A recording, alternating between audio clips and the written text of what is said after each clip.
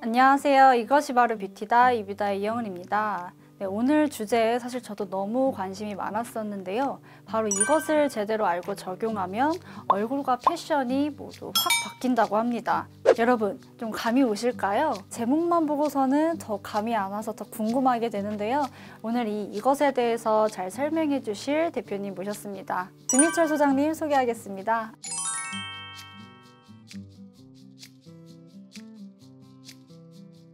안녕하세요, 소장님. 네, 안녕하세요. 10년째 퍼스널 컬러로 글로벌 K 컬러 그리고 색채 생활의 대중화를 선도하고 있는 코코리 색채 연구소의 주민철 소장입니다. 반갑습니다. 네, 소장님. 연구소의 네이밍도 코코리라고 해서 뭔가 되게 트렌디한 느낌을 사실 많이 받았고요. 그래서 오늘 오시기 전에 제가 먼저 사전조사 많이 해봤는데 사실 연구소라고 해서 이제 색채 관련된 뭐 R&D 활동이나 연구를 많이 하시는 것 같았는데 보니까 뭐 심리 코칭부터 메이크업이나 각종 클래스도 많이 진행해 주시더라고요. 그래서 혹시 연구소가 어떤 일을 하시는지 한번 짧게 소개 가능하실까요?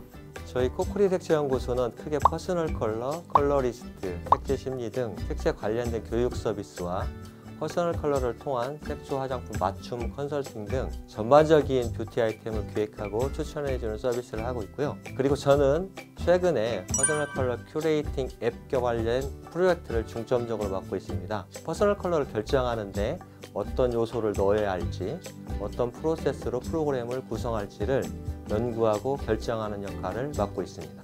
컬러 큐레이팅 앱이라고 하니까 너무 궁금한데요.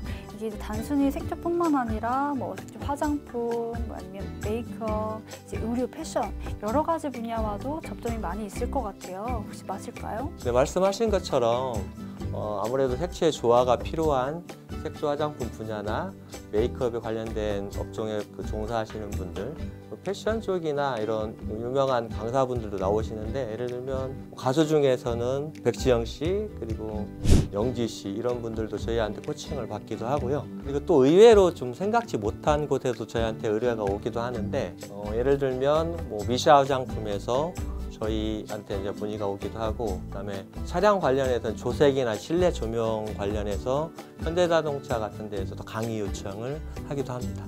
아, 네. 정말 생각해보니까 이 색채라는 게 이제 실내 조명이나 인테리어 부분에도 연관이 있게 되는데요. 이런 부분 좀 놀랍고 왜 이름을 색채 연구소라고 하셨는지 좀 와닿게 되는 부분인 것 같습니다. 그렇다면 혹시 그 색채라는 부분이 저와 같이 일반인들도 이런 색채를 좀 더 잘 알아야 되는 그런 필요성이 있다면 무엇일까요? 제가 평소에 강의를 나가거나 이제 코칭 활동을 하면서 일반인들에게도 색채, 퍼스널 컬러가 정말 중요하다고 이제 강조를 하는데요. 그 이유를 제가 질문을 통해서 한번 설명을 드려볼게요. 이영은 MC는 가장 선호하는 컬러가 어떻게 되나요?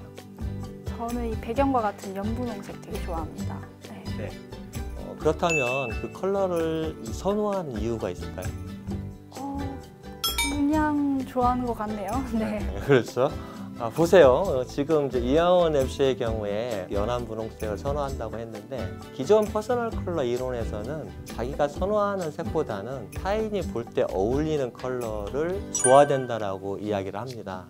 개인이 선호하는 색을 주로 저희가 이제 주관적인 컬러라고 하고, 타인이 공통으로 어울린다고 판단해 주는 색을 상호 주관적 컬러라고 해요. 저희 코코리 색채 연구소에서는 퍼스널 컬러를 이제 브랜딩 차원에서 활용하기를 권장하는데요. 그렇다면 내가 선호하는 컬러를 찾는 과정이 퍼스널 컬러 프로세스에 포함되어야 한다는 거죠. 예를 들면 나의 성격, 취미, 심지어 직업까지 드러난다고 하는 요하네스 이텐이라고 하는 사람이 주장한 주관적 이미지라는 게 있어요. 그리고 내가 생각하는 나의 이미지를 선택하는 현재 이미지, 그리고 내가 남에게 보여지기를 원하는 요구 이미지를 선택하는 과정이 포함됩니다. 그리고 퍼스널 컬러가 변했다면 왜 변했는지 객관적으로 알 수가 있어야 되는데, 그것을 정량적으로 파악할 수 있도록 피부 측정 값을 활용해서 적용을 하고요. 퍼스널 컬러를 판단하는 컨설턴트의 이제 주관적인 요소를 최소화하고자 하는 건데요. 퍼스널 컬러를 하는 전 과정을 가지고 데이터화 시켜서 AI와 빅데이터를 통해서 과학적인 분석을 하고 있습니다. 색은 현재 나의 상태를 드러내는 커뮤니케이션 도구이기 때문에 컬러의 선택은 매우 중요하다고 할 수가 있죠. 지난번에 그 링클에 성형외과 박철수 원장님께서 관상은 과학이다 말씀 주셨는데 사실 결국 퍼스널 컬러도 과학이다라고 할 수 있겠네요. 네, 맞습니다. 퍼스널 컬러는 명확한 근거와 과학적인 통계로 만들어진 결과물이다 내지는 결과물을 만들어내기 위한 과정이다 이렇게 말씀을 드릴 수가 있습니다. 네, 소장님. 그럼 저희가 아프면 병원을 가서 진단받고 이제 치료를 받게 되잖아요. 그럼 이런 퍼스널 컬러를 진단을 받음으로 통해서 개인적인 메이크업 스타일이나 뭐 성향, 심리, 기타 등등 다양한 부분들도 한번 진단을 받고 좀 분석을 받아볼 수가 있나요? 맞습니다. 퍼스널 컬러를 저희가 이제 보면 프로그램이 다양한데요. 전문가 양성을 위한 컬러 큐레이팅이라고 하는 자격 과정이 있고요. 그 중에서 이제 일반인들이 쉽게 이해하고 적용할 수 있는 퍼스널 컬러 코칭 서비스는 이미지 스케일이라는 게 있어요. 그래서 그거를 통해서 나의 주관적 이미지를 선택하고 아까 설명드린 현재 이미지, 요구 이미지를 찾고 측색기로 피부 측색을 통해서 측색을 한 후에 최종적으로 진단천으로 패션 컬러를 찾아주는 프로그램이고요. 뿐만 아니라 컬러 키트라고 하는 것들로 해서 메이크업, 헤어 컬러까지 찾을 수 있는 퍼스널 컬러 데일리 프로그램이 있습니다. 네, 컬러 키트로 저에게 맞는 이런 헤어 컬러까지 진단을 받을 수 있다는 게 정말 신기한 것 같아요. 저도 좀 빨리 가봐야 될 것 같은데요. 그렇다고 하면은 혹시 대표적으로 비포 애프터 사례 이런 것들이 있을까요?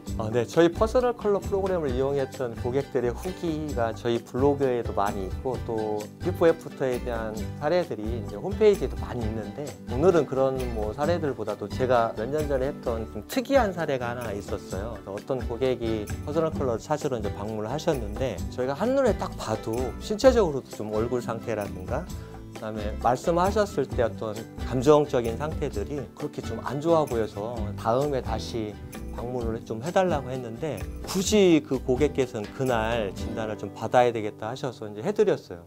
네, 근데 진단하고 코칭을 해줬는데 안색을 보니까 별로 마음에 들어 하지 않는 것 같은 거예요. 그런데 그 고객이 며칠 있다가 다시 재방문을 하신 거예요. 그때는 지난번 방문 때와는 다르게 컨디션이 굉장히 좋아 보이는 거죠. 당연히 퍼스널 컬러 결과도 다르게 나왔습니다. 이 사례에 보듯이 퍼스널 컬러는 외적으로 어울리는 컬러만을 찾는 것이 아니고 감정이 안정이 되지 않으면 피부색도 변하거든요.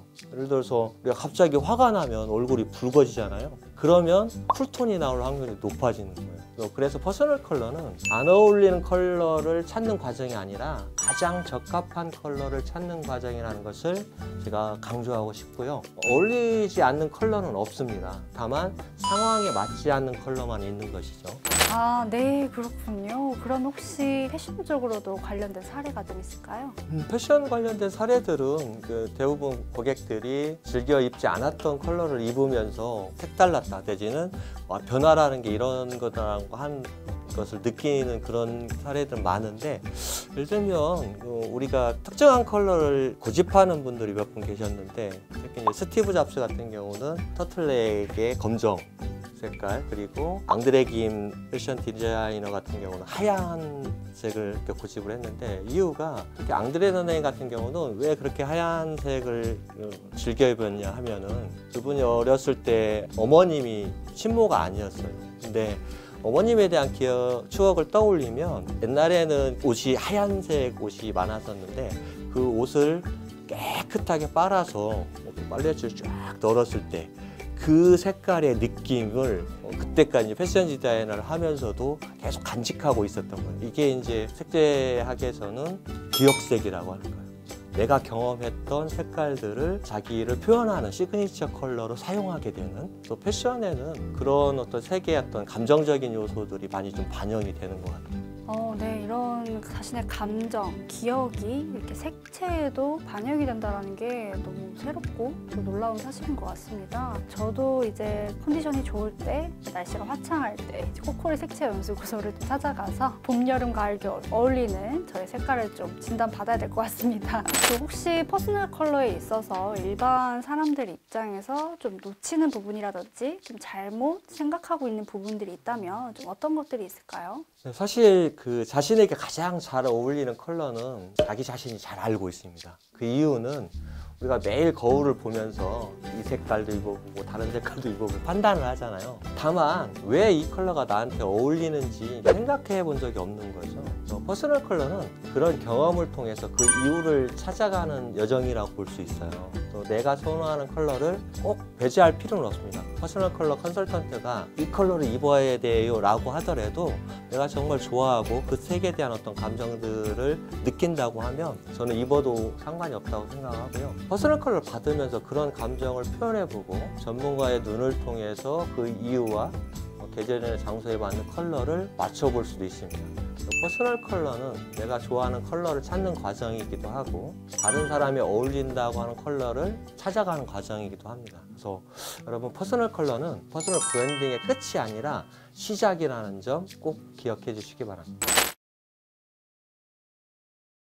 네, 말씀하신 것처럼 이제 퍼스널 컬러는 결국 브랜딩의 끝이 아니라 그 시작점이 있다라는 부분이 너무 인상 깊었고요. 저도 생각해보니까 이 컬러가 나한테 왜 맞는지 또 왜 좋아하는지 이런 것들은 잘 생각을 안 해봤던 것 같습니다. 그래서 앞으로 오늘 말씀 주신 내용들 좀 더 나아가서는 우리가 색을 선택할 때 이제 감정이나 나의 환경 또 내 생각들도 같이 고려해서 선택해야 된다라는 내용들 같이 기억하면서 나아가 보도록 하겠고요. 오늘 너무 유익한 내용 전해주셔서 너무 감사했습니다, 소장님. 네, 저도 이브다TV에 함께 참여하게 돼서 너무 반갑고 즐거운 시간이었습니다. 다음번 내용은 오늘 주제의 후속으로 피부 측색기라는 신기한 기기를 통해 색조 화장품을 어떻게 고르고 메이크업을 할 수 있는지 보다 리얼한 내용으로 찾아뵙겠습니다. 코코리 색채연구소 두민철 소장이었습니다. 감사합니다. 감사합니다.